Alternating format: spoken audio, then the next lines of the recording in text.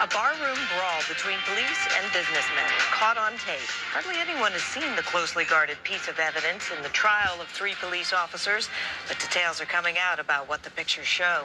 Good evening, everyone. I'm Jackie Bang. And I'm Steve Sanders. Robert Jordan is off tonight. We're going to get back to that story in a few minutes. First, we have breaking news near O'Hare Airport. WGN's Antoine Lewis live tonight with the latest. Antoine?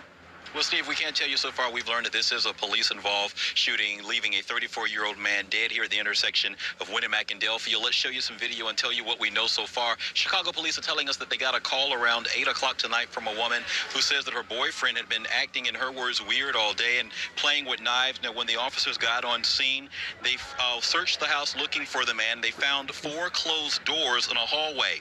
One of the officers opened the last door, and police say the suspect lunged at that officer while holding a machete and a bayonet. That officer returned fire and shot the perpetrator, if you will, in the chest. That's the very latest that we have as you come back to us live. This is still very early in the investigation for Chicago police. They have not released any identifications, nor the officers that responded, particularly the one who opened fire, but that is what we've been able to gather so far. News conference was passed along to us sometime about 20 minutes ago. We are near O'Hare Airport, Steve and Jackie, and this is what we know right now. Antoine Lewis, WGN News. All right, Antoine, thank you very much. A Bolingbrook man is dead and his wife is in critical condition after they crashed their car along Route 126. It happened last night at about 10:30. The couple were headed east near the intersection of Grove Road outside of Oswego. Their SUV rolled over several times before landing in this cornfield.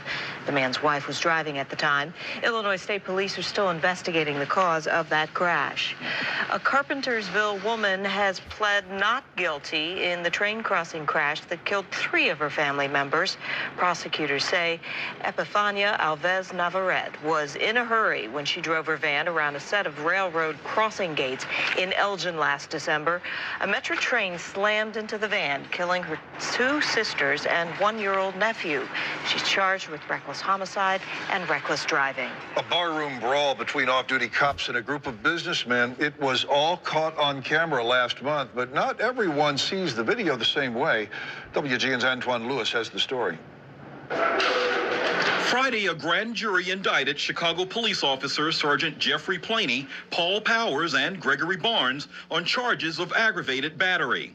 They're accused of starting a brawl with 4 businessmen.